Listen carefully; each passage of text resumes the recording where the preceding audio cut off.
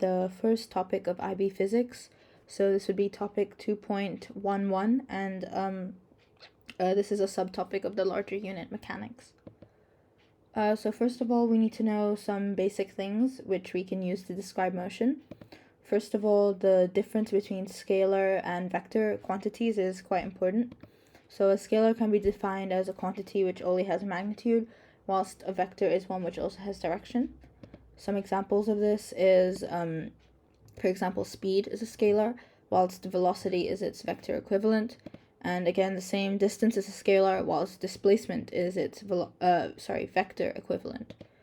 And this is a simple way to visualize this. So distance is the length of the entire path taken, whilst displacement is the shortest distance between these 2 points. So a few other definitions. Speed can be defined as the rate of change of distance, and this is denoted by the formula delta distance over time, so change in distance over time. Velocity is the rate of change of displacement, so there's a slight difference here, but it's a similar formula. Acceleration is the rate of change of velocity, and since it's using velocity, it's also a vector. And then there's two types of velocities we need to know. So there's instantaneous velocity, which is the velocity at a specific time, and average velocity, so this is over the length of a full journey, and it's the change in displacement over a period of time. So the formula we use here is total displacement over total time. So in addition to that, we also need to know a few graphs which can be used to describe motion. So we have two types, distance time graphs and speed time graphs. So for distance time graphs, the gradient represents speed.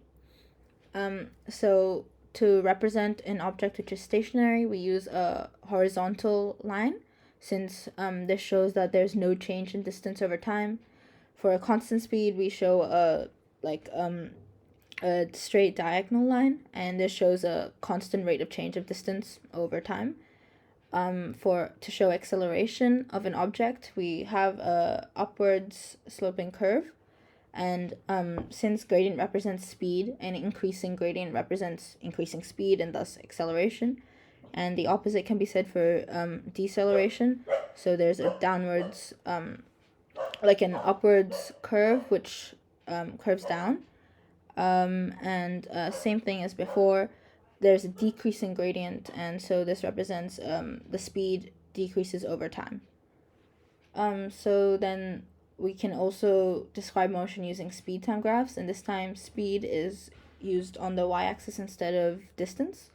So the gradient of these graphs now represent acceleration. And another important thing to note is that the area under a speed time graph represents distance. So to show an object which is stationary, we use a horizontal line on the x-axis, since this is where the speed is 0 throughout the time. For constant speed, we use a horizontal line somewhere above the x-axis, so the speed is fixed at a certain value over time.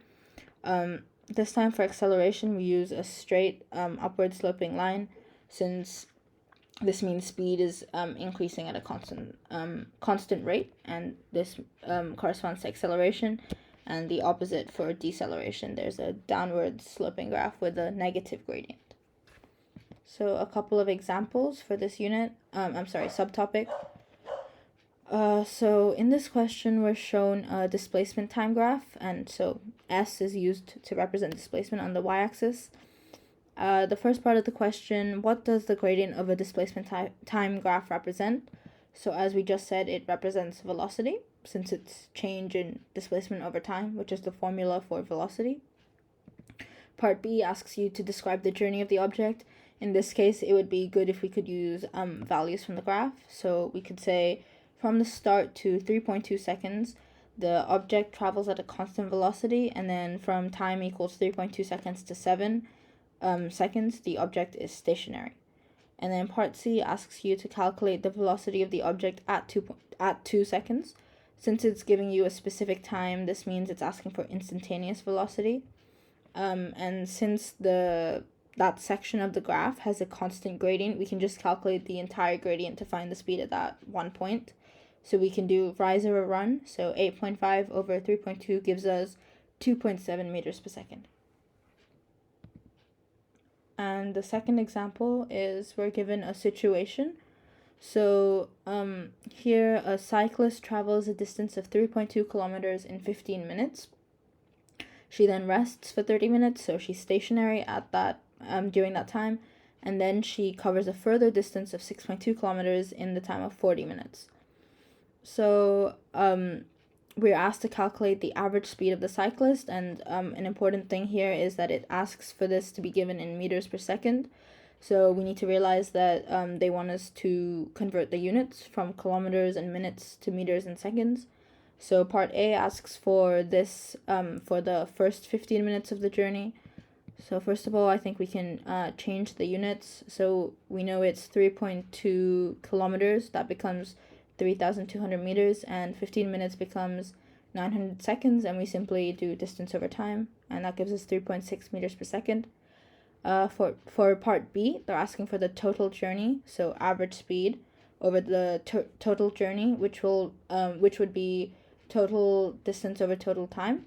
And so we have to sum up the values they've given us. So for total distance, it would be 3.2 kilometers plus 6.2. And then for total time, we must also include the time that she is stationary. So 15 plus 30 plus 40, and then convert to seconds. And we use the same formula.